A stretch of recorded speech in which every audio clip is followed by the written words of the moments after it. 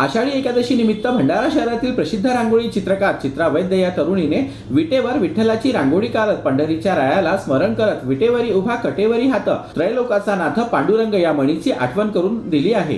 तर चित्रा वैद्य या तरुणीने काढलेली रांगोळीची चर्चा भंडारा जिल्ह्यात रंगू लागली असून आम्ही देखील आपल्या प्रेक्षकांसाठी विटेवर उभारण्यात आलेल्या विठ्ठलाच्या रांगोळीची झलक घेऊन आलो आहोत खास तुमच्यासाठी।